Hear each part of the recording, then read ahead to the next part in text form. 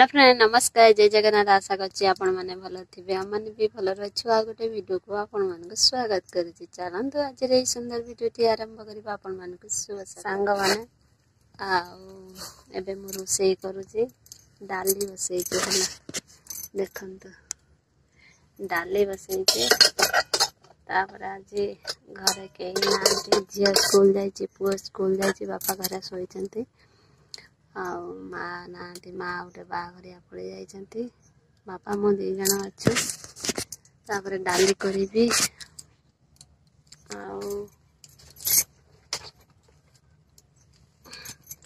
सजना साग नड़िया देगी ताको साग खड़ेबी डाली करी साग करी गोटे भजा करी पखाड़ मु खाऊ ना मो कमर सब बिंधुची कौन पाई पखाड़ खाइला से पखाड़ खाऊ ना पखाड़ खाइया छाड़देमी पखाड़ न खाइले मत जमा भल लगे ना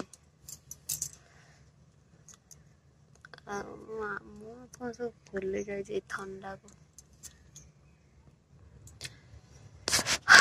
भात बसमी आसिक टाइम आसी केतटा है ठीक अच्छी सांग माने मुझे जल्दी जल्दी रोसई करनी कहीं मो बापा टे जल्दी खाते से जल्दी रोसई करने पड़ुଛି ହେଲା आमर एठी खिया होची जेतरा टाइम लोक माने सेतळे रोसई आरंभ करूचंते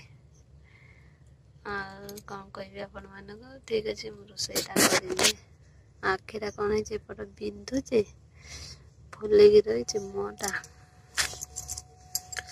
गरम भी हो साग दुई भी सब एका एका करने को पड़ो माँ थे माँ कौन मुझे रोसई करते सी है साग फाग दुई दाई था सांग मैंने लाइन पड़े जाए मोबाइल तो से गाड़ी रोसई कर देखो यहाँ सजना साग नड़िया पकई भाजुचे बापा खाइबा दे यहाँ आमर टे रसुण पकई साग छोड़े बापा खादी प्याज रसुण पड़े रोसई सब सरीगले लास्ट सागटा रखी आज मैं एका खाइबे सांग मैंने आपण मैंने खाइबे आसतु कहीं माँ ना पुओ ना झील ना बापा खाइबे देदेले मो काम भी सरीगला रोसई खाइबी बासन धोइबी तापटे गड़पड़ भी लाइन जी कौन कहूली देखला करे वर्षा प्रबल होता घड़घड़ी मारला एबे छाड़ी वर्षा देखो साग तो भल लगे पुआ आसले मन बढ़िया है साग कौन साग पसंद कमेंट कहे करेन्ट पड़े जाए मो अवस्था देखो केमी झाड़ सब एते जोर वर्षा हो भारी जोर गरम हो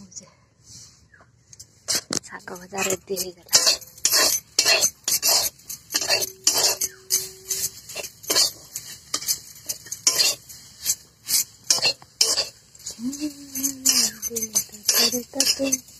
मना करे बाग के नाम तमते बाजे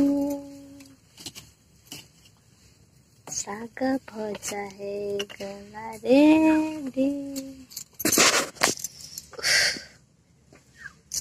कला कला देखा जाए सूर्य किरण सफा देखा केते झाड़ पुछे पखाड़ भात अच्छे खाइले हाँ कि कमर बिंधुचे से पखाड़ खाइबी ना गरम भात खाइबी सहित देखो पोईनाड़ी आलू भजा डाले तो तीन प्रकार तरकारी प्रत्येक दिन खरा दीपर टाइम 4टा ना 3टा तरकारी साग माँ जो दिन भाजी टे कंचा कंचा रखी भाजते आम पुओ खाएनि तो कह मम्मी तमें भाज माँ कह माँ भाजी पार मो मम्मी भाया सी कंचा कंचा भाजते ତାଙ୍କୁ କାଳେ ଭଲ ଲାଗେ, ମତେ ଭଲ ଲାଗେ। ରୋଷେଇବାସ ସଇଲା ଗୋଟେ ବଡ଼ ଚିନ୍ତା ଗଲା ମୋର ସେ ରାତିକି।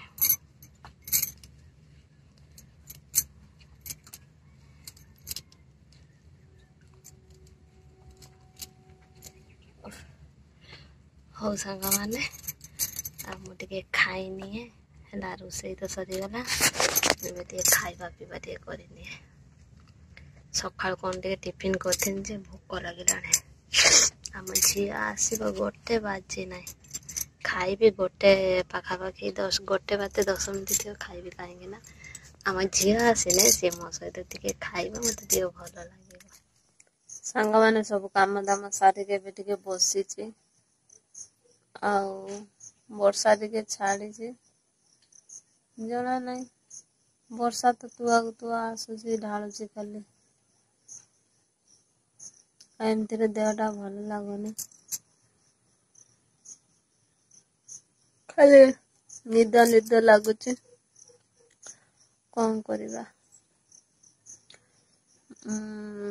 କିଛି କହୁଥିଲି ଆପଣମାନଙ୍କୁ, ମୋ ଦେହ ଟିକେ ଭଲ ନାହିଁ, ଆଉ ସେଥିପାଇଁ ଭିଡ଼ିଓ ଟିକେ ଆସିପାରିବ ନାହିଁ। ଏଇ ଯେଉଁ ଭିଡ଼ିଓଟା ବନେଇଛି ଏଇଟା ପୋଷ୍ଟ କରିଦେବି। ଆଉ 1 ଦିନ କି 2 ଦିନ ଲାଗିବ, ଭିଡ଼ିଓ ଆସିପାରିବ ନାହିଁ। ଦେହ ଟିକେ ଭଲ ହେଇଗଲା ପରେ ତାପରେ ଭିଡ଼ିଓ କରିବି। ଆପଣମାନଙ୍କୁ ସମସ୍ତଙ୍କୁ ଟିକେ ଜଣେଇଦେଲି ହେଲା। ଆଉ ସାଙ୍ଗମାନେ, ମୋତେ ଭଲ ଲାଗୁନି କଥା ହେବା ପାଇଁ, ଦେହଟା ଏତେ ଦୁର୍ବଳ ଲାଗୁଛି ନା, ମୁଣ୍ଡ ଇଏ ହେଉଛି। ଆଜିର ଭିଡ଼ିଓଟାକୁ ଏଇଠି ଏଣ୍ଡ କରିଦେବି। ଏମିତିରେ ବଡ଼ ଭିଡ଼ିଓଟେ ହେଇଗଲାଣି। ଯଦି ଆଜିର ଭିଡ଼ିଓ ଭଲ ଲାଗିଥାଏ ନିଶ୍ଚିତ ଗୋଟେ କମେଣ୍ଟ କରିବେ। ଆଉ ରହୁଛି, ନମସ୍କାର, ଜୟ ଜଗନ୍ନାଥ।